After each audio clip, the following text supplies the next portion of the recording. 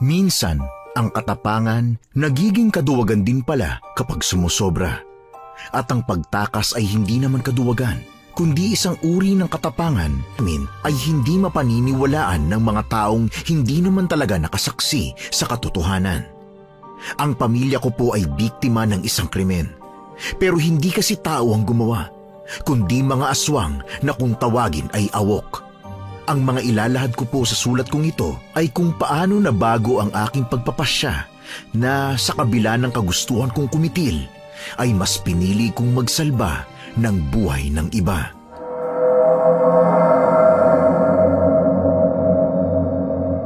Lolo, ano po yung dala ninyo? Pagkain ito ng nanay mo, Apo. Dadalhin ko lang sa kwarto niya. Tinutoyo na naman kasi ayaw lumabas ng silid niya. Ganun ho ba? Ako na pong magdadala, lo. Akin na po. Ako na rin magpapakain sa kanya. Ay nako, mabuti pa nga. Para magbanding naman kayong dalawa. Kapag nasa tindahan ka kasi, palagi kang hinahanap-hanap niyan. Pero kapag nandito ka, nagkukulong naman sa kwarto. Eto, kunin mo na itong tray ng pagkain niya at kukuha ako ng tubig. Isusunod ko na lang doon. Sige po, lo. Maraming salamat po at palagi niyong inaasikaso si nanay, ha? Sino pa bang magtutulungan kung hindi tayo rin na magpapamilya, di ba? Sige na. Dalhin mo na yan at wag na tayong magdrama, ha? Ay, nako si Lolo talaga, oh.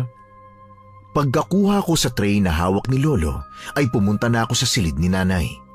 Kumatok muna ako bago buksan ang pinto. Ayaw kasi ni nanay na nagugulat. Bigla na lang siyang nanghahagis ng kung ano-anong mga bagay na nadadampot niya. Bago ako tuluyang pumasok, ay sinilip ko muna siya para ihanda ang aking sarili sa kung anong ibabato niya kung sakali.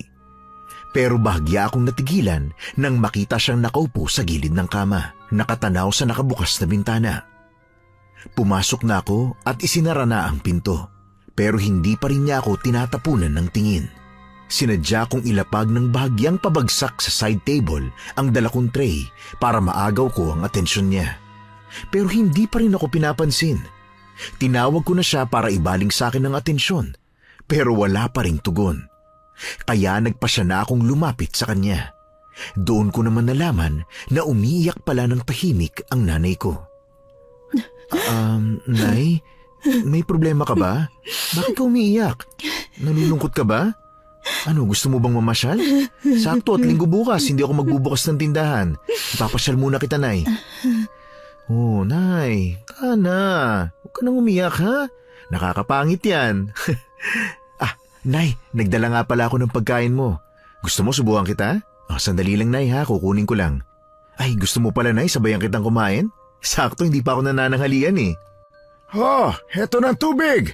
Ay, dahan-dahan lang kamo sa pagkain, ha, para hindi mabulunan. Yang nanay mo pa naman kung kumain ay parang may kahagaw, kaya madalas nabibilaukan. Anong nangyari? Bakit ang tahimik dito? Hindi ka ba pinagbabato ng nanay mo, Marco? Wala yatang kalat dito ngayon, ha? Nakakapanibago nga ho, Lolo, eh. Nitong mga nakaraan, hindi naman siya naging ganito kalungkot. Malungkot? Paanong malungkot ang nanay mo? Kanina lang inaaway ako niyan, ha? Pilit akong pinalalabas, tapos ngayon malungkot na. Ay, tinutoyo nga yan kanina, eh. Patingin nga. Apay, may iyak na siya. May luha pa, oh. Akala ko nakalimutan na niyang umiyak at puro galit na lang ang pinahiiral. Paano'y palagi akong inaaway? Baka naman nag-iinarte lang siya para isumbong ako sa'yo. Ay, hala, sige na, Anita. Nandito ng anak mo. Isumbong mo na ang mga pang-aapi ko sa'yo kapag wala siya, ha? At kapag nagkulang ang mga sasabihin mo, ay ako pa ang magdadagdag. Lo? Hindi ka ho pinansin, oh? Mukha talagang malaki ang tampo sa inyo, ah. Kanina pa yung nakatulala habang nakatingin sa labas ng bintana, eh. Ayaw din akong kausapin. Bakit kaya? Nay? Nay? Kumain ka na, ha? Susubuan na kita. Tama na yung pagtulala mo dyan at wala namang tanawin sa labas. Hindi naman nakakaiyak ang mga ulap, ah. Hukom, sinimulan ko ng subuan si nanay para kunin ang atensyon niya. Pero tinabig lang niya ang kamay kong may hawak ng kutsara. Hindi rin niya alintana ang natapong pagkain na dati naman ay mabilis siyang magalit kapag nangyayari ang ganoon dahil ayaw na ayaw niyang may nasasayang na pagkain. Salitan namin siyang kinakausap ni Lolo hanggang sa nainis na siya sa amin at sumigaw habang umiiyak. Wala na ba kayong naaalala? Nahaalalang ano? Wala naman akong kinalimutan. Ikaw ba, Marco? May nakalimutan ka ba? Baka nanghihingi sa'yo ng pasalubong tapos hindi mo binili. Wala naman ho siyang bilin, Lolo eh. Nay, ano po ba yun? Sabihin mo na lang ho sa akin at ibibili kita. Talagang kinalimutan nyo na ang asawa kong nilapa ng mga halimaw na baboy! Pati ang kaawa-awa kong mga anak ay nilapa nila. Hinain nila sa harapan ko. Paano nyo nakalimutan ang karumal-dumal na ginawa nilang yon? Bakit? Bakit? Ang asawa ko, ang mga anak ko, wala man lang akong nagawa para iligtas sila. Nay, wag mo nang sisihin ang sarili mo. Matagal na yun. Wag mo nang dibdibin ang nangyari. Wag na! Paano mo nasasabi sa akin yan? Sino ka ba ha? Wala kang alam. Hindi mo alam ang sinapit ng mag-aama ko. Kaya wag mo akong pagsabihan na para bang nandun ka na mga oras na yon. At bakit ka nandito sa kwarto ko? Sino ka ba ha? Lumayas ka dito! Ay, Anita, anak. Hindi mo ba natatandaan si Marco? Anak mo siya. At kagaya mo, hindi rin niya nakalimutan ang nangyaring yun. Mahigit 2 dekada na ang nakalipas. Ano ka mo, Papa? Mahigit 2 dekada? Napakatagal na panahon na nun. Sobrang tagal na at hanggang ngayon ay hindi pa rin napapatay ang mga hayop na yon. Wala man lang tumugi sa kanila para bigyan ng katarungan ng pagkamatay ng mag-aama ko. Bakit? Nay, hindi totoo yan. Ginagawa namin ang lahat para mahanap sila. Pero masyado silang mailap. Pagkatapos ng pangyayaring yun, iniwan din nila ang probinsya natin. Hindi namin alam kung saan sila hahanapin. Pero pinapangako ko sa'yo, Nay, ipaghihiganti ko ang pagkamatay ni tatay, pati sina kuya at ate.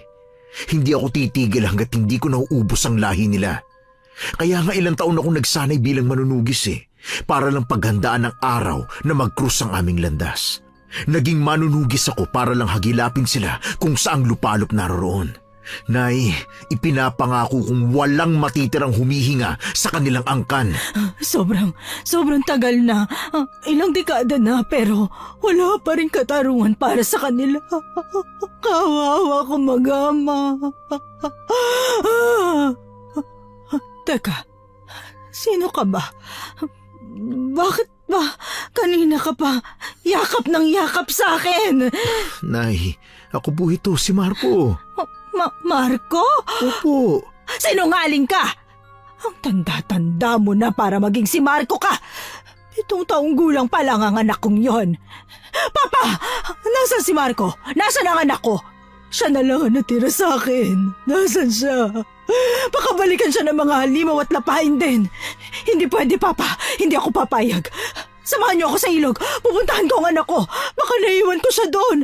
May mga halimaw doon. Lalapain din nila ang bunso ko, Papa. Papa, pumunta na tayo sa ilog ngayon. Tumabi kayo. Bakit niyo ba ako pinipigilan ng anak ko?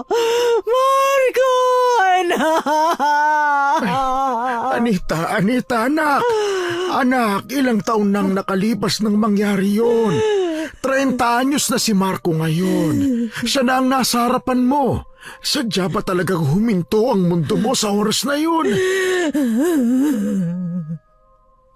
Hindi matanggap ni Nanay ang mga paliwanag namin ni Lolo sa kanya. Awang-awa ako sa kanya, Hukom. Palagi siyang ganun kapag naaalala niya ang bangungot na yon sa aming buhay. Yun ang dahilan kung bakit siya napaliw. Hinding-hindi ko malilimutan ang tagpong yun, Hukom. Dahil yun ang sandaling halos maubos ang pamilya ko matapos kaming atakihin ng mga aswang na kung tawagin ay awok. Nakaugalian na naming pamilya ang magpiknik sa ilog habang naglalaba. Inabot na kami ng gabi ng sandaling yun dahil nawili kami sa paliligo. Pero ang masayang piknik na yun na rin ang huling mga ngiti namin. Hindi ko alam kung bakit bigla na lang inalala ni Nanay ang pangyayaring yun na para bang maayos na ang kanyang pag-iisip. Naintindihan ko lang siya nang sabihin niyang ang araw pala na yon ang mismong petsa ng pagkamatay ng aking ama at 2 nakatatandang kapatid. Sa dami ng aking mga iniisip ay nakalimutan ko na ang mismong araw ng kanilang pagkamatay. Anita, pakiusap, tama na. Huwag ka nang magwala, ha? Akala mo lang ay nakalimutan na namin ang pangyayaring yun. Pero hindi, anak, hindi. Kung ikaw nga ay hindi nakalimot, kami pa ba? Ha? Huwag kang mag-alala. Ako na ang bahala rito. Apo, lumabas ka na muna sa silid, ha? Maya-maya ikakalma rin ng nanay mo. Sigurado ho kayo, Lo? Kaya niyo hubang pagwawala niya? Oo naman. Hayaan ko lang siyang gawin ang gusto niya hanggang sa mapagod at makatulog din siya. Pero hindi yan titigil sa pagwawala hanggat nakikita ka dahil hanggang ngayon ay ibang tao pa rin ang tingin niya sa'yo. O siya, sige na po, lumabas ka na muna. Pagpasensyahan mo na ang nanay mo, ha? Opo, Lolo. Naiintindihan ko naman po siya. Sige ho, lalabas na ho muna ako, ha? Pagkalabas ng silid ay mahigpit kong naikuyom ang aking kamao kasabay ng pag-inting ng aking bagang. Gusto kong gibain ang sementado naming dingding dahil sa galit ko sa mga awok na pumatay sa aking ama't mga kapatid. Matagal kong pinaghandaan na magkita ulit kami pero napakadamot ng tadhana. Napatingin ako sa main door nang bigla itong bumukas. Tumambad sa akin ang pinsan kong si Donna. Hingal na hingal siyang huminto sa paghakbang pagkapasok at humugot muna ng hangin habang nakatukod ang 2 kamay sa magkabilang tuhod. Donna? Anong ginagawa mo rito? Bakit bigla ka na pa rito? May nangyari ba? Mukhang nagmamadali ka pa. Teka, sandali. Huwag muna akong kausapin. Kita mong hinihingal pa ako eh. Inom muna akong tubig. May malamig ba kayong tubig sa ref? Oo, kuha ka na lang doon. Alam mo, saktong pagdating mo nakaabot ka pa ng pananghalian. O siya, halika na, sumabay ka na sa amin kumain. Teka, nasan ba si Lolo? Nandun sa kwarto, inaalo si nanay. Bakit? Ano nangyari kay Chang? Ayun, naalala na naman kasi niya sila tatay. Nakalimutan kong kamatayan nga pala nila ngayon. Nakatuon kasi ako sa pag-iisip kung saang lupalop ko mahanap yung mga hayop na pumatay sa kanila eh. Teka. Ang tagal na nun eh. Pero hindi pa rin nakakalimot si Chang. Wawa talaga. Pero alam mo, ibabalita ako sa'yo. Kaya ako nagpunta dito kasi... Hoy, kasi ano? Hoy, ayusin mo ang pagbabalita mo, Donna, ha? Hindi maganda ang mood ko ngayon. Baka hindi kita patikimin ng paborito mong fried chicken. Hoy, teka! Huwag mo papakin yan. Ulam natin yan eh. Siraulo ka talaga.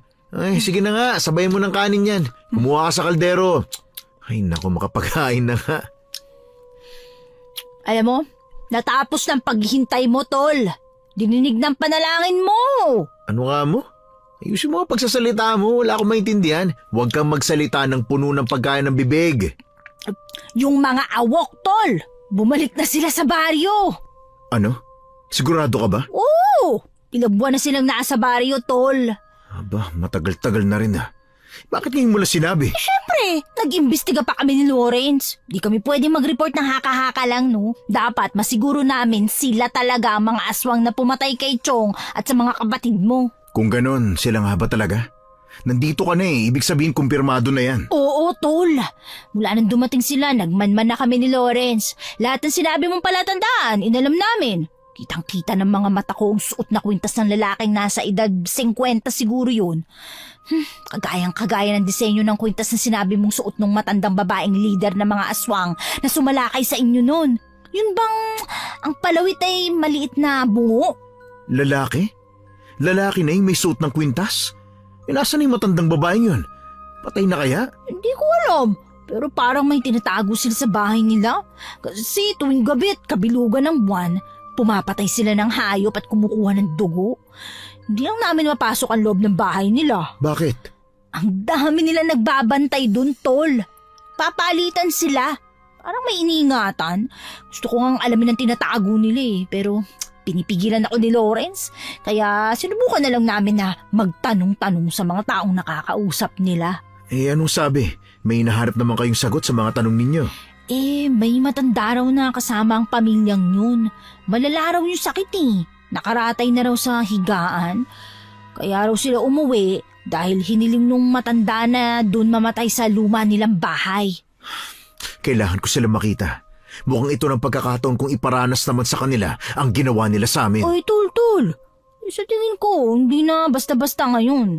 Yung mga lalaki sa kanila, maskulado. Lalaki talaga ng katawan. Nakakatakot.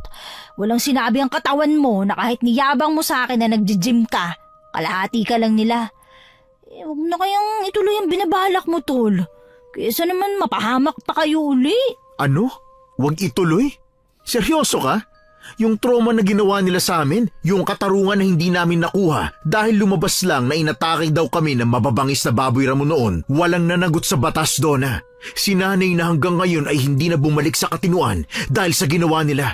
Na kapag dumarating ang araw na to, ay bumabalik sa alaala niya ang sakit, ang takot at ang galit. Pero wala siyang magawa.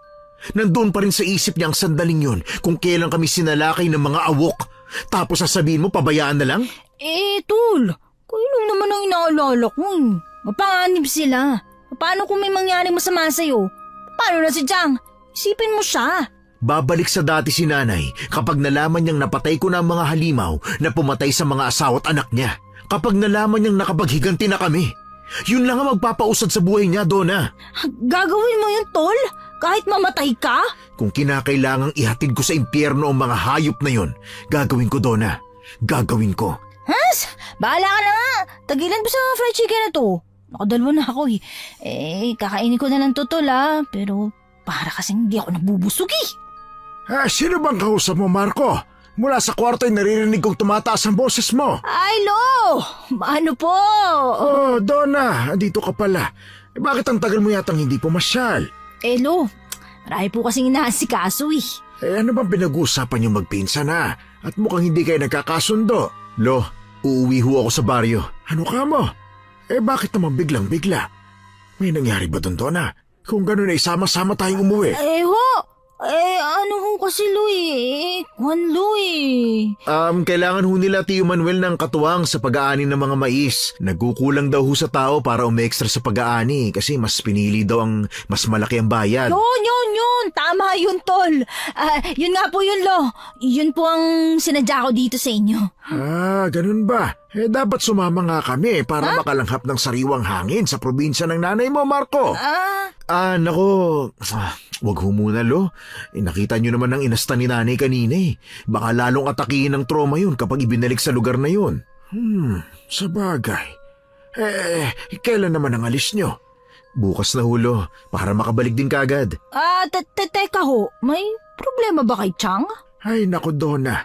Nagwala na naman kasi kanina ang tsahin mo. Akala ko nakalimutan na niyang nakaraan pero bumalik na naman sa alaala niya ang lahat. Naku, kawawa naman pala talaga siya, no?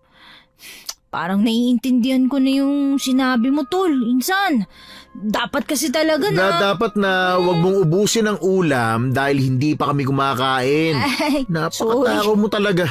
Ay, huwag niyo nang pag-agawan niyang pritong manok. Marami akong niluto kaya huwag kayong mag-agawan dyan. O siya, kumain na tayo. Yun naman pala Lo, si Nanay Huba nakakain na? Ayun, nakatulog na sa kaiiyak. Itinabi ko na muna ang pagkain niya. Pagkagisa nun tsak mararamdaman niya ang gutom. Kakain din yon. Kaya tara, kumain na tayo. Yun! Yan talagang hinihintay kong alok nagutom talaga ako sa biyahe, Tol. Sus, kanina ka pa nga namamapak dyan Dapat nga, hindi ka na pakainin Di mo ba narinig yung sinabi ni Lolo? Marami daw siyang niluto. Huwag kang madamot dyan. Kinagabihan, pinuntahan ko si nanay sa silid niya para magpaalam. Mahimbing na ang tulog niya noon, kaya hindi ko na rin inistorbo. Ilang minuto ko siyang tinitigan at kinausap habang tulog bago ko siya iniwan. Naggayak na ako ng mga gamit pauwi sa probinsya.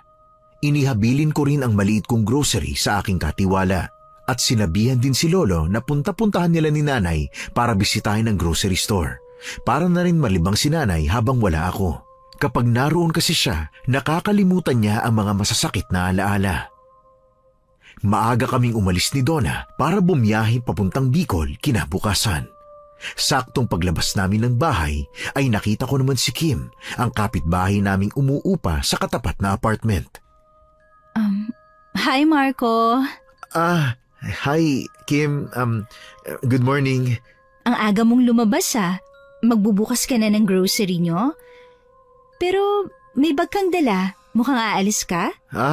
Oo, ano kasi, dadalaw lang sa probinsya. Ganun ba?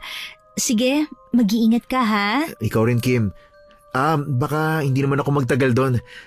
Kita-kits na lang ulit, ha? Sige, ingat ka sa biyahe. Una na ako. Pupunta kasi ako ng palengke. Sige, ingat ka, ha? Ay, teka, Kim.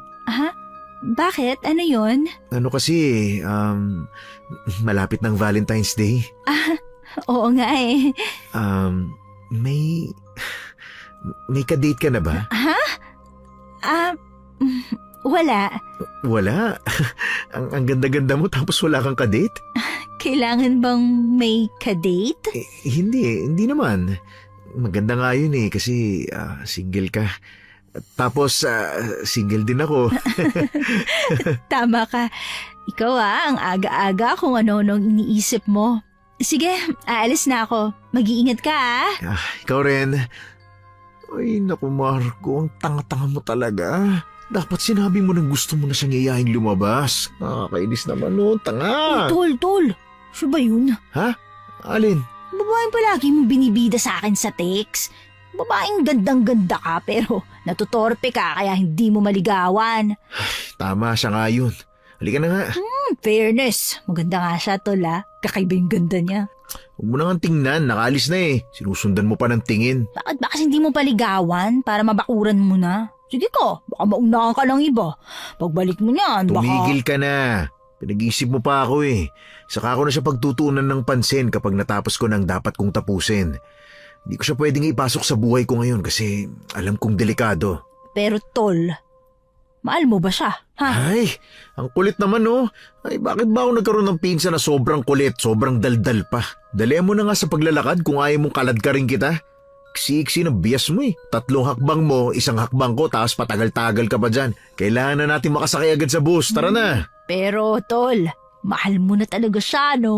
Oo na, ang kulit talaga. Sayang, di ko nakuha ang number niya. Para ako na lang yung mag-text sa kanya ng nararamdaman mo, tol.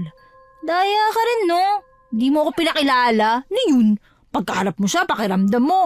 Kayo na lang 2 tao sa mundo, ha? Ganun ba yan, ha? Ay, Donna, bakit bang daldal mo? Kung aswang ka siguro, isa kang tik-tik, no? Ang haba ng dila mo eh. Para nagtatanong lang KJ mo. Ilang oras din ang biyahe naming pauwi sa probinsya. Gabing-gabi na kami nang makarating kami sa baryo. Pagkarating doon ay sinalubong agad kami ni Lawrence na hindi ko na nakilala dahil bigla na lang siyang nag-ibang tao. Paupahan nila ang bahay na inuupahan ko. Binabayaran ko yon buwan-buwan kahit hindi ko naman tinitirhan. Kaya nang palayasin si Donna ng tatay niya ay doon na siya tumira. Hindi kasi matanggap ni Tio na ang kaisa-isa niyang anak na babae ay titibo-tibo.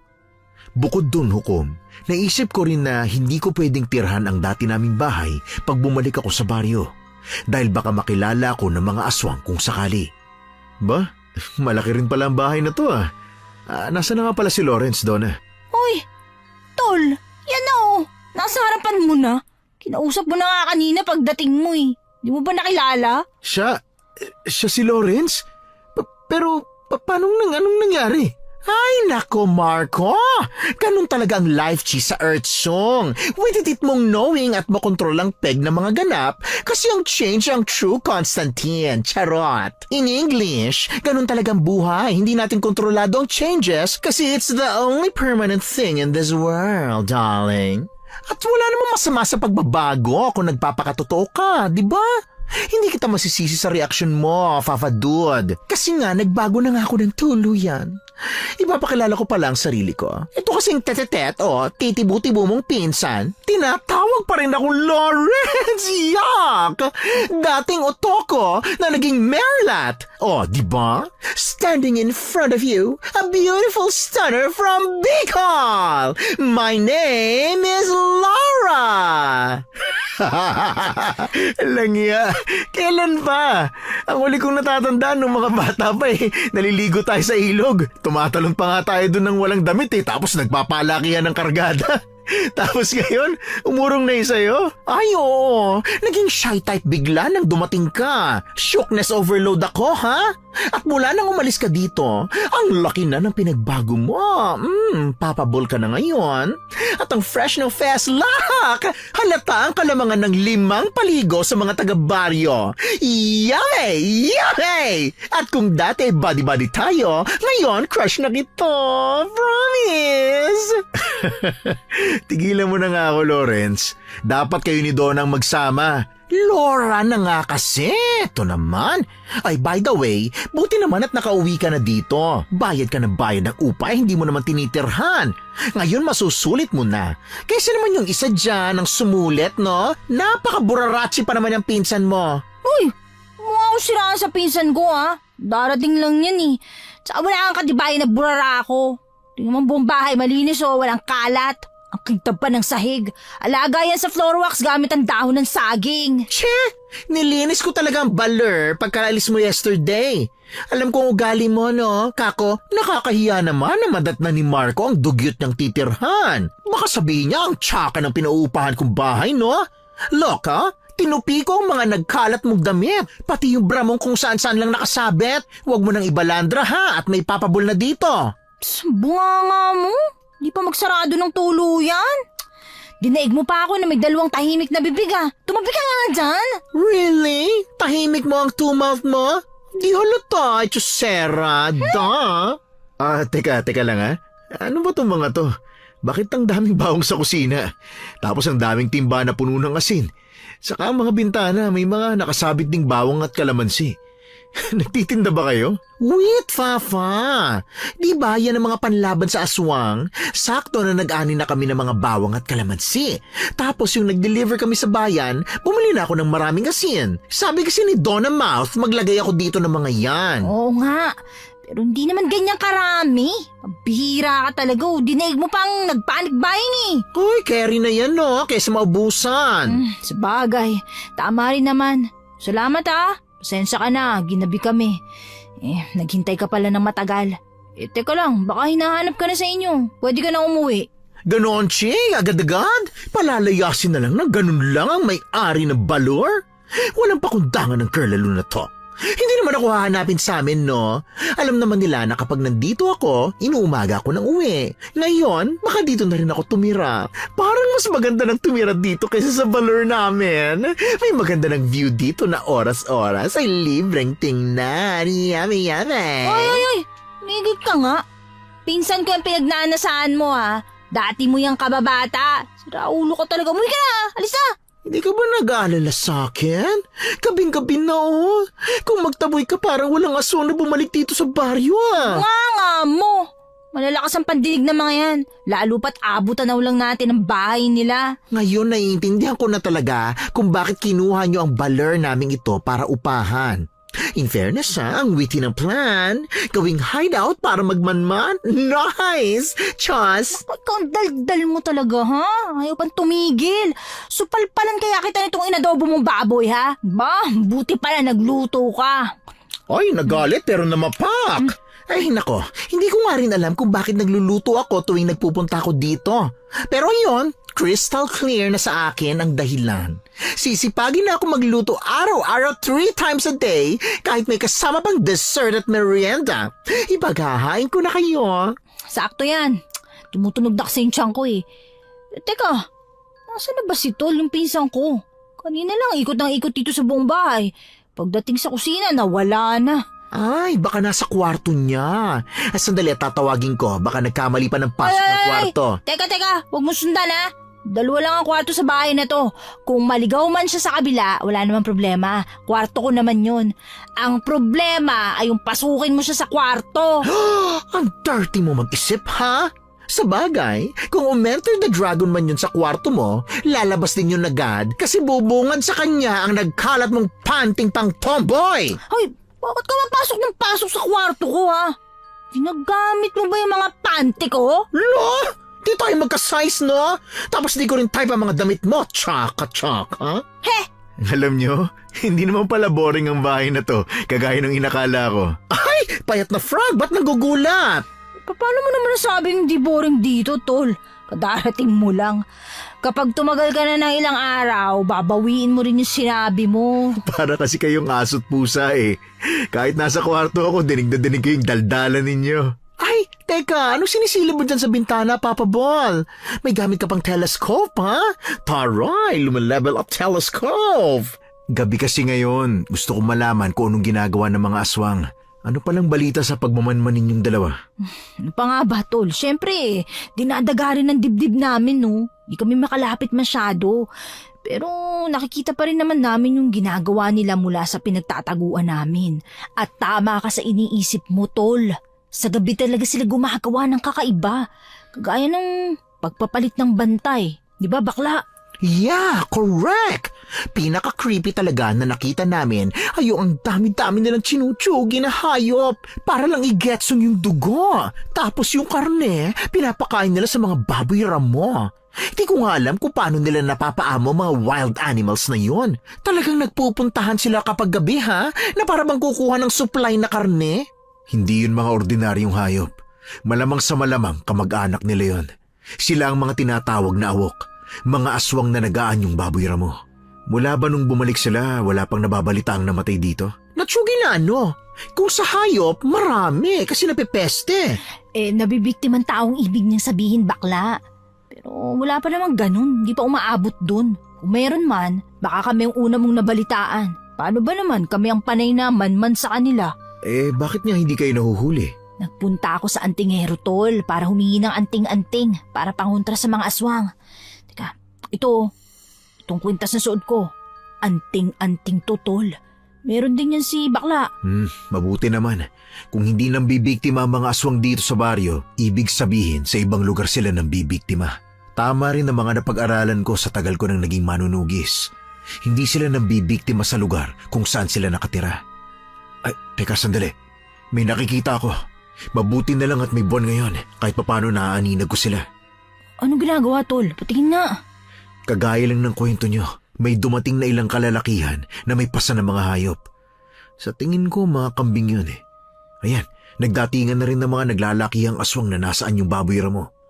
Nag-iipon-ipon sila sa silong ng bahay. Bakit kaya nila ginagawa yun? Mga aswang sila, tol.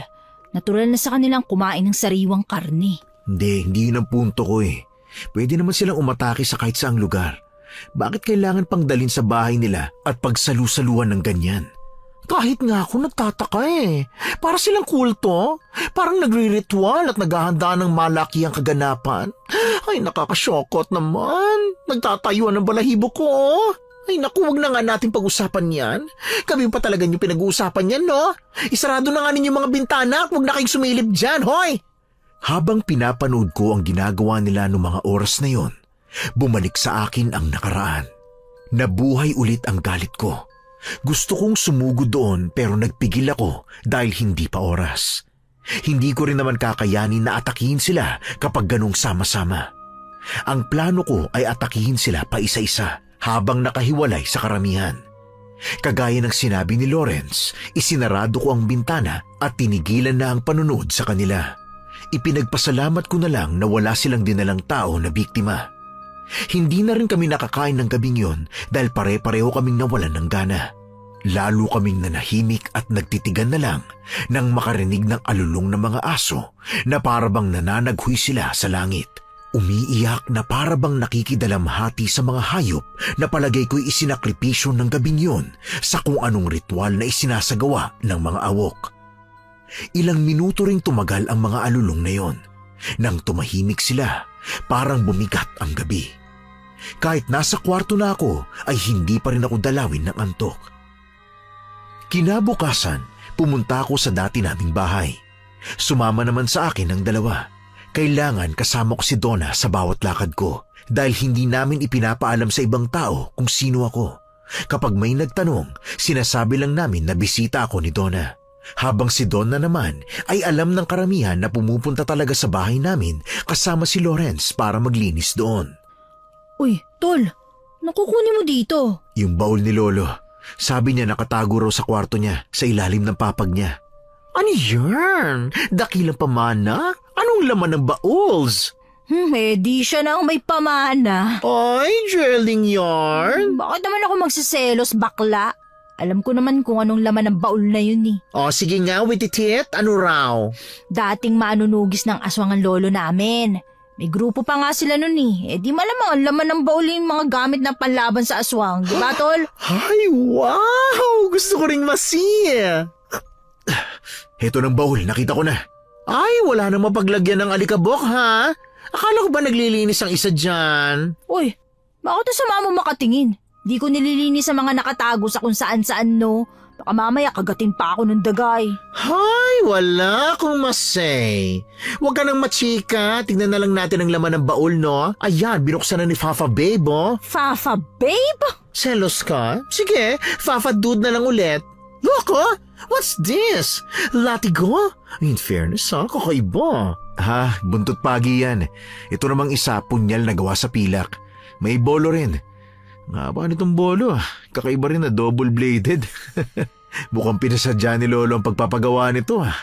Ayos, ang gaganda nito. Babe, ano naman ito? Sumpit yan. Itong bala niya, no? Parang karayom na malaki at mahaba. Binababad yan sa lason. Ay, kakaiba talagang gamit ng mga manunugis, no? Parang nakakasyoko at mabuti na lang at hindi ako aswang. Pero pwede rin akong bang aswang, ibang pangangaswang nga lang. Pagkatapos naming bisitahin ang bahay at makuha ko ang lahat ng kakailanganin, umalis na rin kami. Mula sa dati naming bahay ay ilang minuto lang ang lalakarin papunta sa ilog. Doon kami sinalakay ng mga awok nung bata pa ako. Habang naglalakad kami, may tumutulak sa akin para puntahan ang lugar. Pero nagdadalawang isip ako. Natatakot ako na harapin ang nakaraan at bumalik ang trauma kong matagal ko nang pinilit alisin sa aking sistema. Pero dinala ko ng aking paa papunta doon nang hindi ko namamalayan. Napabalik na lang ako sa realidad nang hawakan ni Donna ang aking braso. Humihingal siya habang kinakausap ako. Tol, ano ba? Magkakabilis mo naman lumakad eh. Panay ang pigil namin sa'yo pero parang hindi mo kami naririnig.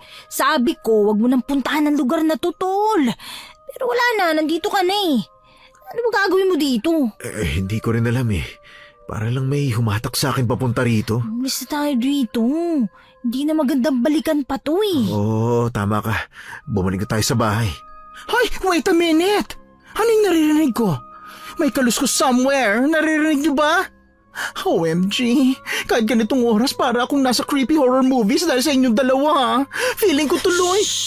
Pwede pang tigilan mo muna yung bunganga mo. Hindi tong oras para dugtungan mo yung sasabihin mo ha. At lalong wala tayo sa tamang lugar para pag-usapan ng hindi na dapat inuungkat. Umalis na tayo dito. Uy, Tol, tayo na. Sige, pero... Wala nang pero-pero. Tayo na. Hinila na ni Donna ang braso ko. Paalis na kami nang makarinig ng sigawan ng ilang kabataan sa bandang itaas ng ilog. Hindi na ako nag-isip noon. Tumakbo ko papunta roon. Panay ang tawag sa akin ni Donna at Lawrence habang nakasunod sila pero hindi ko sila pinapansin. Ang nasa isip ko noon ay baka nasa panganib ang mga batang yon. Pilit kong sinusundan ang mga sigaw nila hanggang sa marating ko ang kanilang kinaroroonan. Naabutan ko ang 5 teenager, 3 lalaki at 2 babae. Sa tingin ko naligo sila sa ilog dahil basa pa ang kanilang damit. Umiiyak habang nakaupo ang isang babae at paulit-ulit na may binabanggit na pangalan. Sinundan ko ng tingin ang kanilang tinitingnan at nakita ko ang isang mabangis na baboy ramo na inaatake ang isang aso. Natulala ako. Bumalik sa alaala ko ang nangyari sa amin noon kung paano kami sinalakay ng mga awok. Pero ang umatake sa alaga nilang aso ay isang ordinaryong baboy ramo lang dahil hindi ganun ang itsura ng aswang. Tinulungan ko pa rin sila na makuha ang aso. Itinaboy ko ang baboy ramo sa pamamagitan ng paghagupit gamit ang dala kong buntot pagi. Umiiyak na tumakas ang mabagsik na hayop. Pagkabigay ko ng aso sa kanila ay sabay-sabay na rin kaming umalis sa lugar. Habang naglalakad pa palayo ay lumingon pa ako. Doon ko nakita ang pares ng mapupulang mata. Alam kong awok yon na nakatago sa isang malaking puno. Nakasilip ito, nakatingin sa amin. Maya-maya ay narinig ko ang pag-igik ng baboy ramo na tumakas sa akin. Alam ko na ang naganap ng sandaling yon. Ako lang ang nakapansin at hindi ko na sinabi sa kanila. Hanggang sa aming pag-uwi ay tahimik ako na nag-iisip. Heto ng kafe, Papa Dude! Ay, ang lalim ng iniisip mo ha. Sa sobrang lalim, hindi ko na alam kung natutulog ka na ba habang nakadilat. O siya, humigop ka na ng kafe para magising ka na at nang makachika ka naman namin. Oo nga, insan, tol. Kanina ka pa dyan eh. Ayos ka lang ba? Alam kong mahirap sa'yo na balikan ng lugar na yun. Kasi naman... Bakit ka ba kasi nagpunta pa doon, Fafa? Hindi naman pala kaya ng powers mo. Ayaw pa magpapigil. Ay, lukarit ka din ano. Pwede ba, Lawrence? Muna ngayon.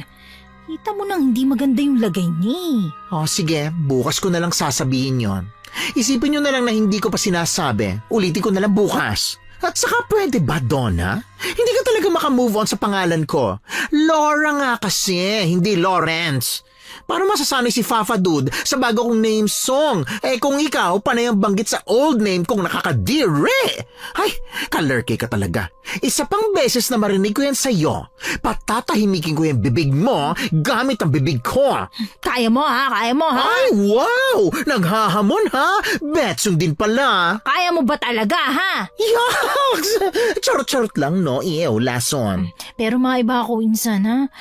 Kanina, alam kong hindi ang nakaraan ang bumalik sa isip mo nung pauwi na tayo eh. Tama ba ha? Nakita ko siya kanina. Ha? Daho! May iba ba bang tao maliban sa atin? At dun sa mga pasaway na kabataang naglalakwat siya? Ay, nahawa na sa katigasan ng ulo nila ang dala nilang aso. Sa sobrang curious, tumakbo dun sa kasukalan. Tapos ang lakas ng loob na labanan yung baboy Ramon. Like, halar! Mabangis na animal yon. While the dog ay bark lang ng bark. Mabuti na lang talaga na agapan ni Fafa doon. Kung hindi, deads na talaga si Petsy nila. Awok yung nakita ko kanina. Alam kong nilapa niya ang baboy Ramon na tumakas.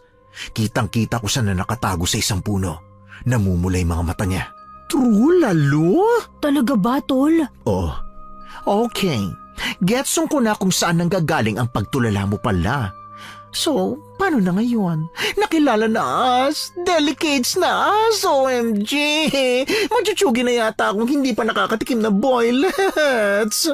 Ay, pwede ba ngayong gabi, Fafa Dude? Patikim na. Parang wala na akong pagsisisihan pa. Para naman matsugi akong nakangitiman lang. Habang nilalapa ako ng aswang ay masayang alaala na lang ang i-imaginein ko. Oy, oy, oy. Kamao ko. Gusto mong matikman ha? No? Asak ka. Gusto ko ng tunay na guwafo, hindi yung class A. Che? ay kayong dalawa, tama na nga yan. Kailangan niyo kumuha ng sandata mula dun sa mga kinuha natin sa bahay. Dalhin niyo palagi para may panlaban kayo kahit saan man kayo pumunta at biglang umatake yung mga kalaban. Nakita na nila tayo, hindi na sila matatahimik. Pero bago sila mauna, dapat tayo ang makauna sa kanila. Tol, insan, anong balak mo? Gagawin pa rin natin yung plan A. Wait! Kailan kayo nagplano? Ha? Hindi ko alam. Wala akong alam. Di niyo ako sinama? Wala rin akong alam doon. Naginip yata ang mokong na to na nagpaplano siyang kasama tayo eh. Ang plan A, ubusin sila ng paisa-isa nang di nila namamalayan. Oh! Plakado ang plano. Masyadong informative at detalyado, ha? Pero pwede bang samahan niyo muna ako na umuwi sa amin? Magpapaalam muna ako sa family ko bago ang lahat, ha? Para kahit papano ay makita man lang nila ako ng harapan bago ang beautiful body ko ay hindi na dumilat ang mata at hindi na humihinga ang pointed kong nose. Hindi mo kailangan madamay dito, Lawrence. Ihatid ka namin sa inyo at habang hindi pa kami tapos sa kanila, huwag kang lalayo o huwag kang lalakad na mag-isa. No way! Mas delicates naman ang family ko kapag nadamay pa sila. Mas okay na yung sa inyo ko sumama.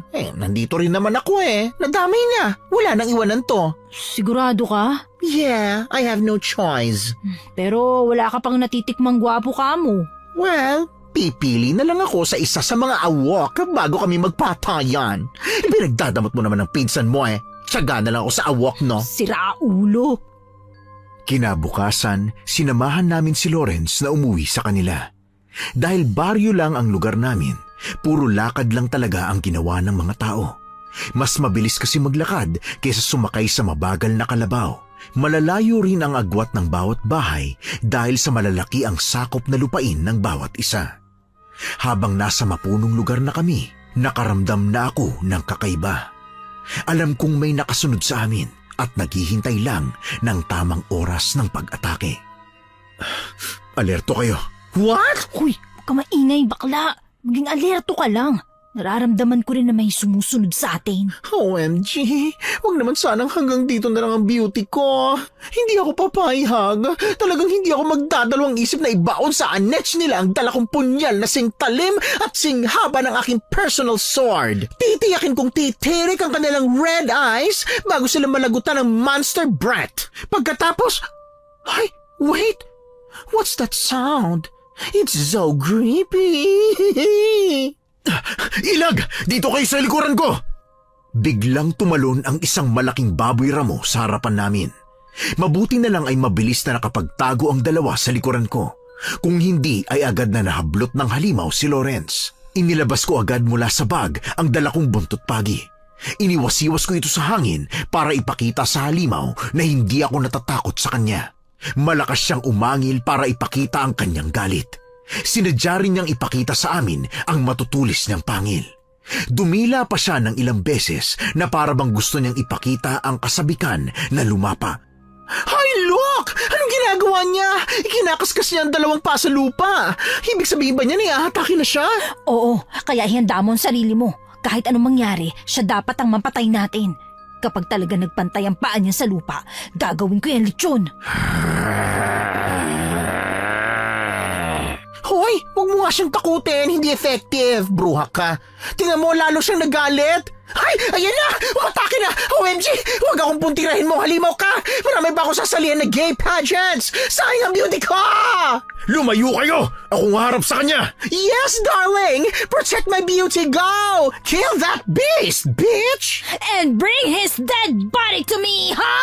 Dead body ka dyan. Akala ko ba lalabanan mo rin ng wild animal? Lilitsunin mo pa nga di ba? Baka tayo mo sumugod. Hinayaan mo lang si Fafa ang lumaban doon. Hindi mo ba narinig ang sinabi ni Insan? Dito lang daw tayo at siya nang bahala sa halimaw. Huwag mo sirahin ang diskarte niya at baka lalo na tayong mapahamak niyan eh. palusot.com.ph Sinalubong ko ng malakas na hagupit ng latigo ang baboy ramo. Sa bawat lapat ng latigo sa kanyang katawan ay umaatungal siya ng malakas. Iniinda niya ang mga atake ko. Napansin ko rin na kakaiba ang buntot pagi ni Lolo kaysa sa ginagamit kong naiwan sa bahay. Dahil mas malalim ang baon ng latigo niya sa katawan ng halimaw. Lumalatay talaga ito na parang kumakapit sa katawan at kapag hinatak ay may nadadalang laman. Sa mga sumunod naming paglalaban ay iniiwasan na ng baboy ramo ang mga pag-atake ko. Napansin kong pinapagod na lang niya ako sa kakahabol. Pero nakita kong pagod na rin naman siya. Sunod-sunod na ang pagtulo ng kanyang laway at kita ko na ang malalim niyang paghingal. Tol, ingat ka! Mukhang mas galit na siya ngayon. Ang mga mata niya kakaiba na. Mas pumula na ang kulay at mas nakakatakot na ang mukha niya. Tayong-tayo na rin ang mga balahibo niya sa katawan. In short, mukha na siyang higanting sea urchin. Baka delikado ang balahibo niya. Huwag mong lalapitan, Fafa, ha? Parang nakakatuso kasi. Parang mga karayom. Wait, check kung ako talaga nakakasugat yan. Hoy! Anong ginawa mo? Lalo mong ginalit yung hayop. Binato ko lang naman itong dala kong kamatis, no? Oh, tignan mo. Tumusok sa mga balahibo niya. Ibig sabihin, matatalas nga yung mga yon. Sira ka talaga. Sa dami ng ibabato mo, kamatis pa. Bakit pa yan ang dala mo? Wala bang iba? Dapat bawang o kaya kalamansi. Bobo talaga. Lagi kaya akong nagdadala ng kamatis dahil yan ang kinakain ko na prutas. Maharlika na kasi ang orange. Saka matutusok ba ang bawang ang tigas nun? Kapag naman kalamansi ang liit nun. Dami mong daldal. Ilabas mo na sa bag mo yung dinikdik na bawang dyan. Kailangan nating tulungan si Insan. Inoonsehan na siya ng hayop na halimaw na yun. Inoonsihan? Pinapagod niya lang. Tsak kapag napagod na si Insan sa kanya aatakihin ng matindi. Dapat may gawin tayo. Ah, okay. Heto, sabay nating isaboy sa halimaw na ito ang bawang. Kunin mo itong dalawang plastic, ha? Sa magkabilang side tayo, sabay nating ihagis. Sige, sige.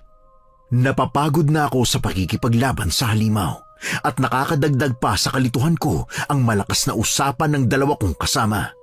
Pero nang marinig ko ang balak nila, nilito ko ang baboy ramo para makakuha ng tiyempo sina Lawrence at Donna sa balak nilang gawing pag-atake. Paulit-ulit kong hinagupit ang aswang ng hawak kong latigo. Pinatatamaan ko ang mga paa niya dahilan para tumalon-talon siya na para bang nagcha-Chinese garter.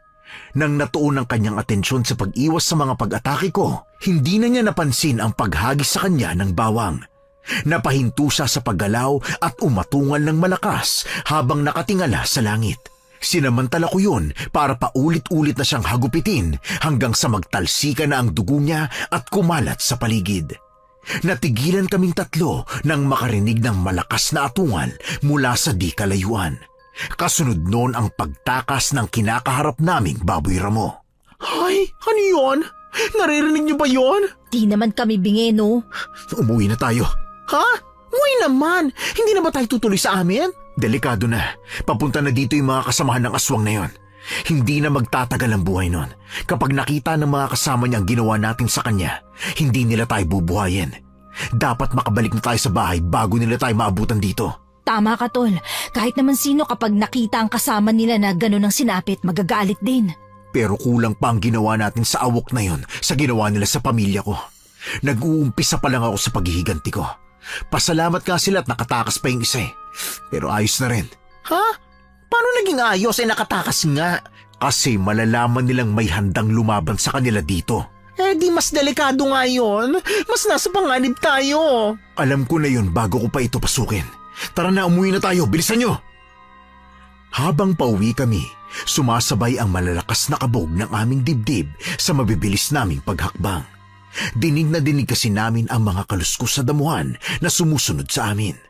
Alam kong hindi lang yun mga ordinaryong mababangis na hayop. Mga aswang sila, mga awok.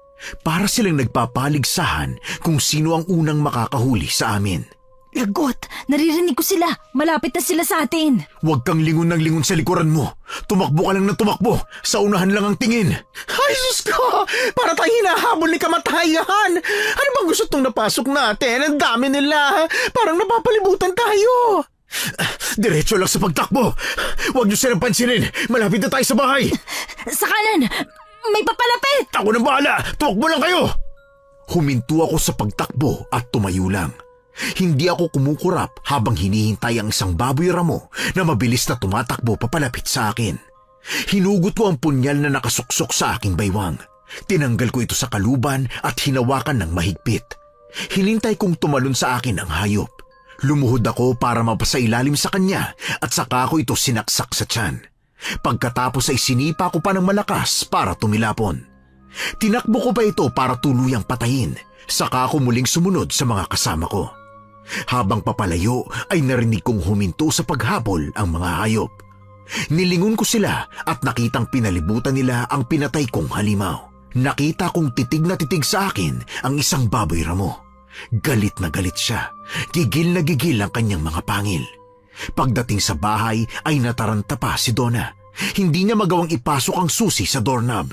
Hay naman! Ang tagal! 48 years ka na dyan! Mag-relax ka lang! Huwag kang magulo! Akas ba? Ikaw ang dapat mag-relax. Akin na nga yung susi. Ako na magbubukas ng pinto, kalurke. Magsasaboy ako mamaya ng asin sa bakuran. Tapos magdidikdik pa kayo ng mga bawang. Punuin nyo rin ng katas ng kalamansi ang mga galon. Kailangan nating lagyan ng mga pangontra ang buong bahay. Alam na nila kung saan tayo nakatira. Sasalakayin na nila tayo.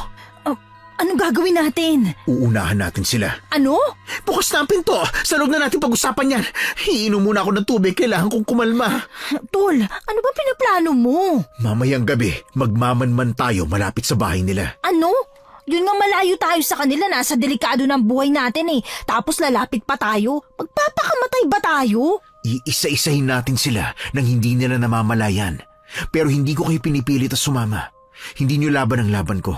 Dito lang kayo sa bahay. Basta kapag may umatake, patayin nyo agad. Napansin kong umaatake sila kahit araw. Hindi na nila inaantay ang gabi. Ibig sabihin, hindi sila takot sa sinag ng araw. Ay, napansin ko nga rin yun. Why, Delilah kaya? Baka may kinalaman yun sa kakaiba nilang ginagawa tuwing gabi. Kagaya ng pag-inom ng dugo. Posible. Pero hindi ako papayag na lumakad ka mag-isa mamaya. Hindi ko alam ang sasabihin kapag hindi ka na umuwing buhay sa pamilya mo. Kung mamamatay ka, naku tol, mamamatay rin ako. Magkasama tayo mamamatay. Ay, kalurke! Kailangan ba talaga may matsugi bells? Hindi ba pwedeng wala na lang? Sawa na ba kayo sa buhay nyo? Hindi mo to laban, Lawrence. Nadawit ka lang sa problema ng angkan namin. Dito ka lang sa bahay. Magtago ka na lang dito. Basta siguruhin mong nakasaradong mabuti ang pinto at mga bintana ha. Kahit anong mangyari, huwag mong bubuksan. Manatili kang buhay. So, ganun na lang yon?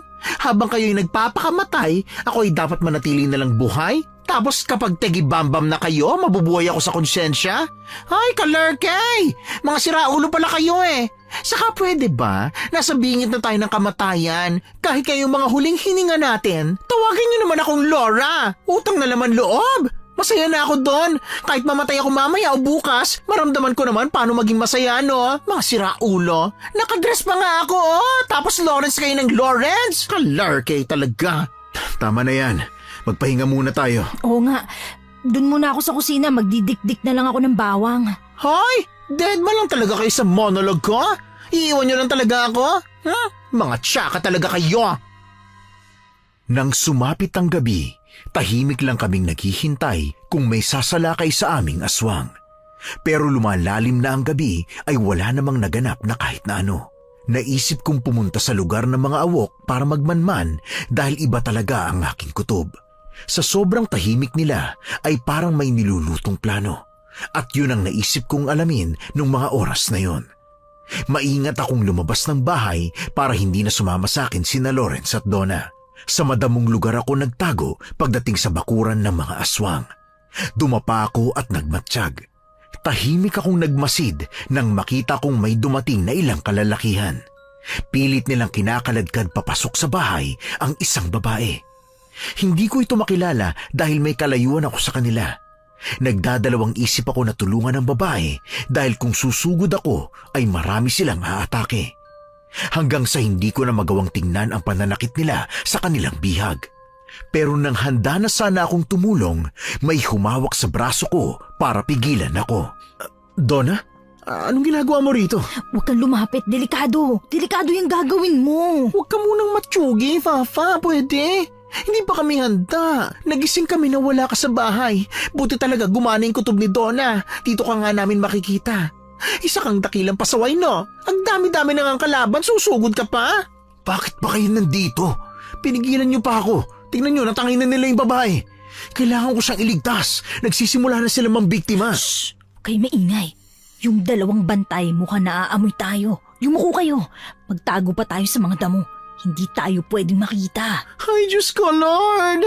Para silang aso na naghahanap ng nawawalang tao. Shh!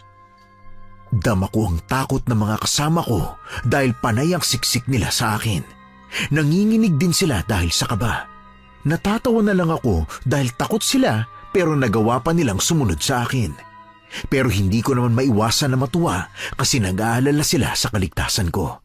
Sabay-sabay kaming sumubsob sa mga damo nang nasa tapat na namin ang isang aswang na naghahanap sa paligid. Mahigpit kong hinawakan ng punyal na kanina ko tangan. Inihanda ko ang aking sarili para sugurin ang aswang para patayin. Naisip kong dapat ay mabawasan ko ang mga bantay. Nang tumalikod ang aswang, mabilis ko siyang inatake. Pinilipit ko ang leeg niya at nang tumumba ay saka ko sinaksak sa puso. Pagkatapos ay maingat na itinago sa damuhan. Sinenyasan ko sina Lawrence at Donna na wag lalabas sa pinagtataguan nila dahil papatay pa ako ng ilang aswang. Isa-isa kong itinumba ng tahimik ang mga palakad-lakad na mga awok hanggang sa makalapit na ako sa gilid ng bahay. Gumapang ako sa silong at naghanap ng siwang sa sahig para makasilip sa loob. Pero... Uy, Tol! Uy, bakit sumunod pa kayo rito? Sabi ko doon lang kayo magtago, di ba? Umuwi na tayo. Mukhang nakakahalata na yung iba na nawala ang ibang bantay. Tingnan niyo to, no? Nag-uusap na yung dalawang aswang na lalaki. Mukhang nagtataka na sila sa pagkawala ng iba nilang kasama. Naku, baka makita nila tayo. Umalis na tayo. Mauna na kayo. Kailangan kong makita yung bihag nila at mailigtas siya. Teka. Anong ingay na yun? Nagmumula sa loob ng bahay. Parang matandang naghihingalo. Ano yun? May sakit na namamatay na? Huwag kayong maingay, may nag-uusap. Pakinggan natin. Sa katigasan ng ulo mo, tignan mo ang kalagayan ng lola mo ngayon. Tumakas ka pa talaga para maging makasarili? Akala mo ba'y makakapagtago ka ng habang buhay sa angkan natin? Ngayong nandito ka na, sa ayaw mo at sa gusto, wala kang magagawa kung hindi ang sumunod sa patakaran ng ating angkan. Hindi niyo ako mapipilit. Huwag niyong ipagawa sa akin ang ayoko. Gusto ko ng tahimik na buhay. Pabayaan niyo na ako. Ayokong maging kagaya niyo. Kanyang talaga kasama ang ugali mo. Tinan mong lola mo, matagal ka na niyang hinihintay. Hindi siya makapagpahinga dahil sa pagiging makasarili mo. Patayin niyo na lang ako. Mas gugustuhin ko pang mamatay kaysa magawa niyong gusto niyo sa akin. Kahit saktan niyo pa ako ng paulit-ulit, hindi niyo ako mapapasunod. Patayin niyo na lang ako. Mas gugustuhin ko pa talagang patayin ka kaysa maging sakit ka lang sa ulo. Isasama kita sa hukay pag binaon ko ng lola mo sa oras na malagutan siya ng hininga. Eh di patayin niyo na lang kami pareho. Pagsabayin niyo kami para matapos ng problema niyo. Wala ka talagang kwentang anak. Wala ka ring kwentang ama. Pagkatapos ng sagutan nila, ay dinig na dinig namin ang pagkaladkad sa babae at ang pagkulong sa kanya sa isang silid. Sigaw siya ng sigaw pero bigla na lang pinatahimik ng isang malakas na suntok. Natulala ko habang nakikinig sa mga pangyayari. Ang boses kasi ng babaeng yun ay pamilyar sa akin. Pero nagtataka ako at ayaw kong maniwala na may koneksyon siya sa mga awok. Hukom, kilala ko ang boses ni Kim. Mas matapang lang siya ngayon kaysa sa kung paano niya ako kausapin. Alam ko siya ang babaeng yun, pero ayaw kong paniwalaan. Pilit kong sinasabihan ang sarili ko na hindi si Kim ang babaeng narinig ko. Uy, umalis na tayo. Nagsumbong na ang isang bantay na may tao raw sa paligid oh. Pinapahanap na tayo sa kanila. Fafa dude, bakit ka ba tulalay dyan? Palagi ka nalang tulalay, Cherva. Nahipan ka ba ng hangin? Tona babe, hatakin na natin siya ha? Nawala na yata sa katinuan ng pinsan mo na to. Uy, kailan mo pa ako tinawag na ganyan? Sinaulo ka ba? Akadirin pakinggan no. Ayun lang, di mo ba narinig? Tara na no, umalis na us here. Di na kay reverse ng mga balahibo ko sa aking sexy body ang syokot. Lahat na yata nakatayo. Even yung kuwan nakatayo rin. Tulungan mo na akong hatakin ng pinsan mong tulalay na naman. Tayo na, bilis. Tama na ngayon dalgal mo. Mauna na kayo. Kailangan ko siyang balikan. Ay, finally, gising na siya. Umuwi na muna tayo, delikado. Wala ka namang dahilan para balikan yan sila. Hindi na pwede ang plan A mo, ha? Gumawa na tayo ng plan B. Dahil na blanko ang isip ko, nagpatangay na ako sa paghatak nila hanggang sa makauwi kami. Hindi ko natandaan kung paano kami nakauwi, pero kahit nasa bahay na ay natulala pa rin ako habang panay ang silip ng dalawa sa bintana. Naririnig ko silang nag-uusap at sinasabing may mga awok sa labas. Hindi lang makalapit dahil sa mga asin na nagkalat sa bakuran. Hindi ko na alam kung ano pa ang naganap nung gabing yon. At nagising na lang ako na parang nakalimutan na ang mga nangyari. Mabutit gising ka na. Ang haba din ng tulog mo 3 oras. Oh, di na masama. Mabuti na lang at nakaborlog ka pa. Akala ko talaga susugod ka pa dun eh. Nagwawala ka pa kagabi at gusto mo pang bumalik sa kabilang bahay. Mabuti na lang talaga ay gumagana pa ang kamao ko.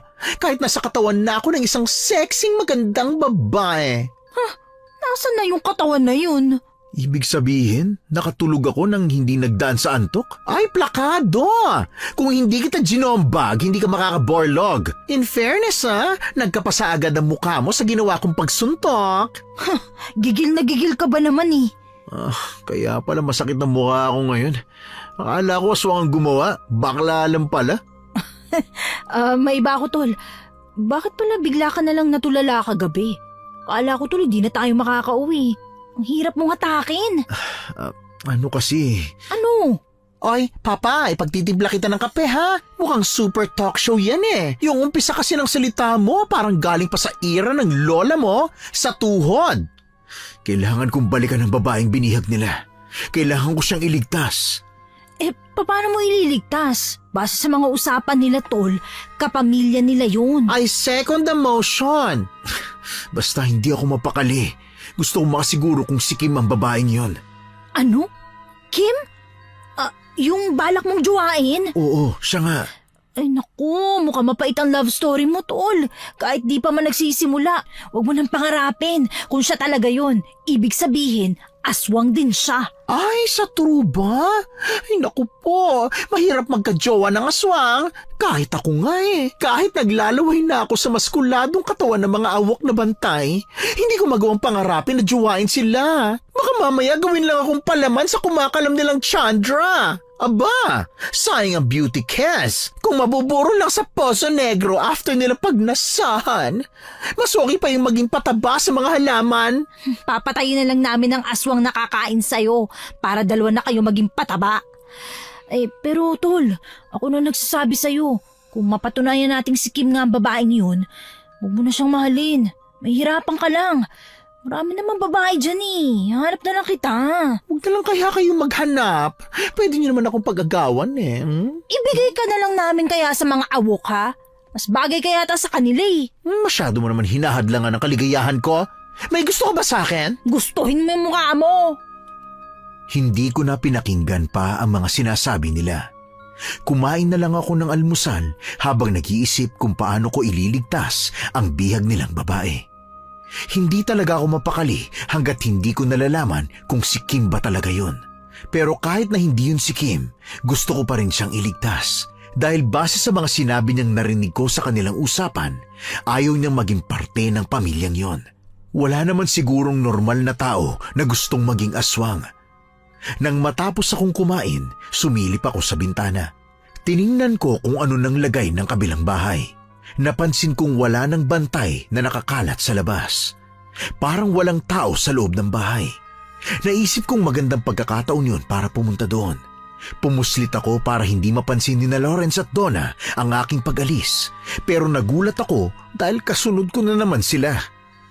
Langya naman Tinakasan ko na nga kayo, natunugan niyo pa rin ako. Ba't naman kayo sumunod pa? Mula kasi nung mangyari yung kagabi, binabantayan na namin ang bawat galaw mo. Alam ko magdidesisyon ka ng hindi ipapaalam sa amin ang lahat ng binabalak mo. Kaya palagi kaming nakahanda. Correct!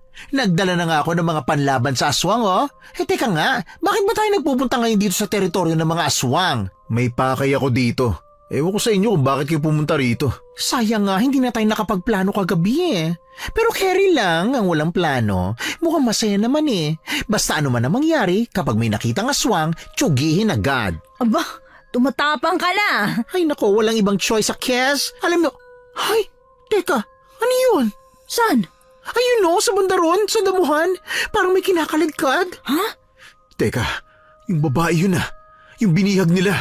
Ay, tol, huwag kang tumakbo. Hintayin mo kami. Bilisan mo na nga, Lawrence. Sabulin natin siya. Dalawang maskuladong lalaki na mabalahibo ang katawan ang naabutan kong kumakaladkad sa babae. Kaagad kong hinagupit ang latigo ng mga ito para mabitawan nila ang bihag. Dumistansya ang mga lalaki at galit na tumingin sa akin. Dali-dali namang tumakbo ang babaeng bihag papalapit kina Donna at Lawrence. Hindi ko na nakita ang itsura niya dahil natatakpan ng sabog na buhok ang kanyang muka. Hindi ko na rin ito pinansin dahil mas itinuon ko ang atensyon ko sa dalawang lalaki. Sabay nila akong inatake kaya salitan ko silang hinagupit ng latigo. Pinagsusuntok ko rin sila at pinagsisipa. Umangil sila matapos hagisan ni Lawrence ng dala niyang asin. Maya-maya pa ay nag-anyong aswang na awok na sila kaya mas naging malakas ang kanilang pag-atake. Kaya hindi ko na rin sila tinantanan ng hagupit ng latigo hanggang sa magkasugat-sugat na ang katawan nila at tumakas na lang. Hahabulin ko pa sana sila pero may dumating na 6 na matitipunong lalaki sa pangunguna ng isang may katandaan sa kanila. Ang tansya ko, nasa 50 na ang edad nito. Sino ka? Bakit ka nakikialam sa amin? Wala naman akong pinapakialaman. Ordinaryong tao lang ako na nakitang may kinakaladkad na babae ang dalawang yun. Gusto ko lang siyang tulungan. Hindi ka na dapat nang himasok sa amin. Usapang pamilya ang pinapakialaman mo, bata. Usapang pamilya? Oo, anak ko ang babaeng yun. Suwail na anak. Palaging tumatakas, kaya pinababantayan ko. Hindi naman siguro siya tatakas ng walang dahilan, sir. Saka nasa hustong edad na siya. Kaya na niyang magdesisyon sa buhay niya. Wala kang alam sa pamilya namin, kaya ganyan kang magsalita. Hayaan mo nang kami ang lumutas ng aming problema. Kim, umuwi na tayo. Sa bahay na tayo mag-usap. Huwag mo nang idamay ang mga yan. Problemang pamilya ito. Halika na. Kim? Hindi na ako uuwi. Pabayaan niyo na ako. Kim, sabi ko na nga ba ikaw yan? Pero bakit ka nandito? Talaga ba ang pamilya mo sila? Marco, umalis ka na. Tama si tatay. Usapang pamilya nga ito. Huwag ka na makialam. Umalis ka na. Kung may problema ka sa kanila, magpasya ka nang naaayon sa gusto mo. Nasa hustong edad ka na, hindi ka na dapat nagpapadikta. Kaya sumama ka na lang sa akin. Sumama? Magkakilala pala kayo? Tay, huwag niyo na siyang idamay. Wala naman siyang kinalaman sa pamilya natin eh. Pabayaan niyo na siya. Sige, payag na ako. Sasama na ako sa inyo pa uwi. Sandali, Kim. Makinig ka muna sa akin. Dahil ngayon ko lang ito sasabihin at hindi na mauulit pa. Handa akong hindi ka isama sa mga balak kong gawin. Kakalimutan kong kapamilya ka nila. Kaya sumama ka na sa akin. Sa oras na tumanggi ka, madadamay ka na sa kanila. Ano bang pinagsasasabi mo? Ikaw ang huwag na makialam sa problema ng pamilya namin. Wala kang alam. Umalis ka na kung gusto mo pang mabuhay. Tapos na ba kayong mag-usap, ha? Naiinip na ako. Marami pa tayong kailangang gawin, Kim. Halika na, naghihintay ang lola mo sa bahay. Kim, alam kong hindi ka tatakas sa kanila ng walang dahilan. Huwag ka na makialam dito. Umalis ka na. Dalhin niyo na si Kim sa bahay. Bitiwan niyo siya! Nakita ko sa mga mata ni Kim ang takot, kaya lalong nag-igting ang galit ko sa kanila. Bigla kong hinugot ang bolo na nakasabit sa aking baywang at itinutok yun sa mga lalaking humahawak kay Kim. Napangisi ang kanyang ama, pero naningkit sa galit ang kanyang mga mata. Hoy, Fafa Dude! Pabayaan mo na lang sila. Nasusyokot na ako eh. Ang sama nilang tumingin, no? Tol, pabayaan mo na sila. Hindi natin sila kaya kapag ganyang sama-sama. Sinasayang mo ang pagkakataon mong mabuhay pa, binata. Pero ngayong hindi ka naman pala takot mamatay. Sige, ihahatid na lang kita sa huling hantungan mo. Alam mo ba kung saan ka mapupunta? Hindi mo ako magagawang patayin. Ikaw ang papatayin ko. Malaki ang utang na loob mo sa akin, kaya pagbabayarin kita. Ikaw ang dahilan kung bakit ako bumalik sa lugar na to. Ang tagal kitang hinintay. Oo? Nagkakilala na ba tayo dati? Hindi naman kita natatandaan. Bakit hindi mo ipaalala sa akin para naman makilala kita? Hindi mo na ako maaalala dahil bata pa ako noon.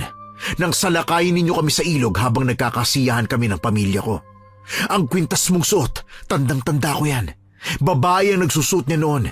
Siyang nag-uutos sa mga halimaw na nasaan yung baboy ramo para atakihin kami. Pinatay niyo ang tatay ko at mga kapatid ko. Kaya pagbabayarin ko kayo ngayon sa mga ginawa niyo. Hindi ko pa rin matandaan ang sinasabi mo. Sa dami ba naman ang inatake namin, maalala ko pa ba yun, ha? Hindi ko na pala kailangang itago sa iyo ang pagkatao namin dahil alam mo naman pala. Alam mo kung gaano kami kalakas kumpara sa mga kagaya niyong tao. Pero nagtatapang-tapangan ka pa rin kalabanin kami? Hangal ka! Dapat mas pinili mo na lang na mabuhay kesa magpakamatay. Marco, umalis na kayo. Huwag mo nang ituloy ang binabalak mo. Hindi mo alam kung paano magalit ang tatay ko. Pakiusap, umalis ka na. Umalis? Ang angkan nyo nga ang sinadya ko dito para makapaghiganti ako. Tapos aalis lang ako?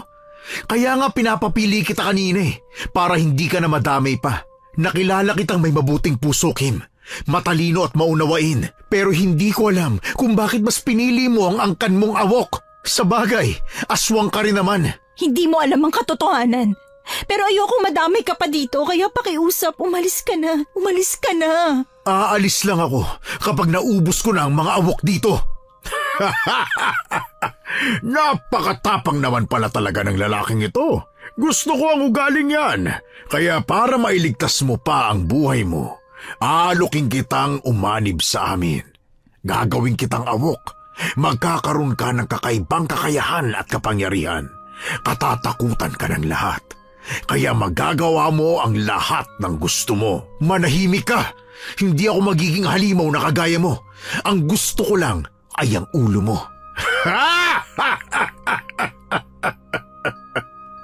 Lalo akong nainis sa pagtawa niya, kaya bigla ko siyang sinaksak ng bolo. Pero mas mabilis siya sa pagkilos ko. Nahawakan niya agad ang bolo, pero dahil double-bladed ito, nagdulot ito ng malaking pinsala sa kanyang kamay. Pareho kaming natigilan at napatingin sa dugo niyang tumutulo sa lupa. Mabilis niya akong sinipa. Sa lakas nun ay para akong tinangay ng malakas na hangin at sumadsad sa damuhan. Narinig ko ang malakas na sigaw ni na Lawrence at Donna sa pangalan ko. Kasunod nun ang mga pag-angil ng mga awok. Inangat ko ang aking ulo para tingnan sila. Tama ang hinala ko dahil nagsaaswang na nga sila maliban kay Kim. Sa takot ng dalawa kong kasama ay pinagsasabuyan nila ng asin ang mga aswang pero mabilis lang silang napatalsik ng isang suntok. Walang iya kayo! Huwag na tayong mag-usap at ako ay nagmamadali. Wala naman akong kailangan pa sa inyo. Naubos na ang pagkakataon na ibinigay ko sa iyo. Ngayon, ako na ang magpapasya para sa buhay mo. At ang gusto ko, ngayong gabi, ikaw ang unang pagkain ng anak ko. Hindi mangyayari yun! Huwag ka nang lumaban at wala ka rin namang magagawa, Otoy. Hindi naman sapat ang mga sandata niyo sa amin. Para lang kayong humahampas ng langaw. Mga kasama, kunin sila at dalhin sa bahay. Sakto at may hapunan tayo mamaya. Ha? Ay! Pakawalan mo na sila. Parang awa mo na. Gagawin ko na ang lahat ng gusto mo. Tatanawin kong malaking utang na loob kapag binuhay mo siya. Parang awa mo na. Ano bang ginawa sa'yo ng lalaking ito, ha? Bakit ganyan ka nalang kung magmakaawa para sa kanya? Tama siya, Kim. Huwag ka nang magmakaawa para sa akin. Dahil hindi mo naman yun kailangan gawin.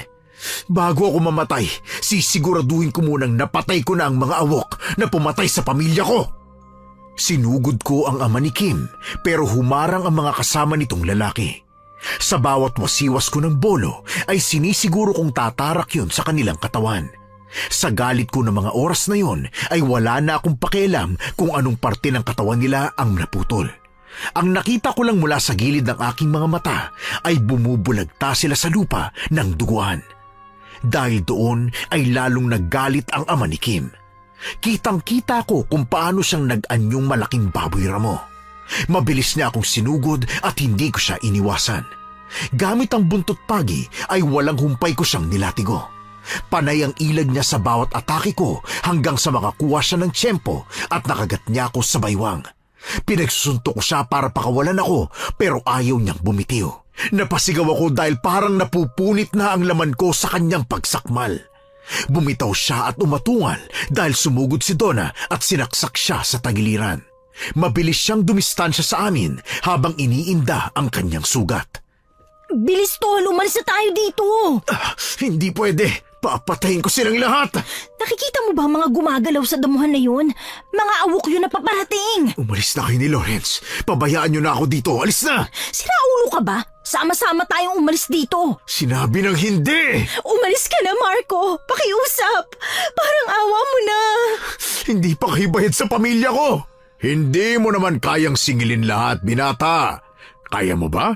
Ha? Sige nga!